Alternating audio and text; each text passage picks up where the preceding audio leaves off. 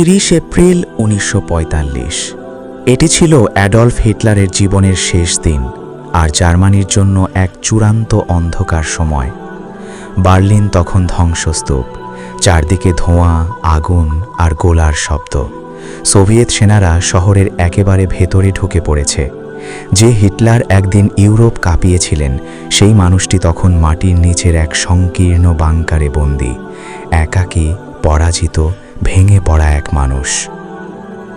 বাংকারের ভেতরে বসে হিটলার এখনও মানতে পারছিলেন না যে সব শেষ।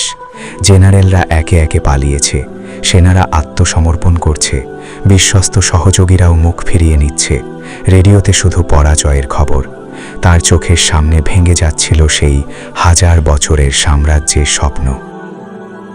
মৃত্যুর ঠিক আগের দিন দীর্ঘদিনের সঙ্গে ইভা ব্রাউনের সঙ্গে বিয়ে করেন হিটলার। এটি ছিল আনন্দের নয়, বরং পরাজয় মেনে নেওয়ার এক নীরব ঘোষণা। বাংকারের অন্ধকার দেয়ালের মাঝে যুদ্ধের শব্দের মধ্যেই সম্পন্ন হয় সেই বিয়ে। 30 এপ্রিল সকালে তিনি তার কর্মচারীদের শেষবারের মতো ডেকে নেন।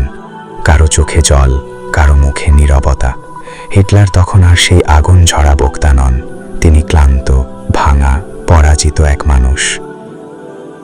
সেদিন বিকেলে পৃথিবীর ইতিহাসের সবচেয়ে ভয়ঙ্কর যুদ্ধগুলোর একটির প্রধান নায়ক নিজেই ইতিহাসের মঞ্চ থেকে বিদায় নেন।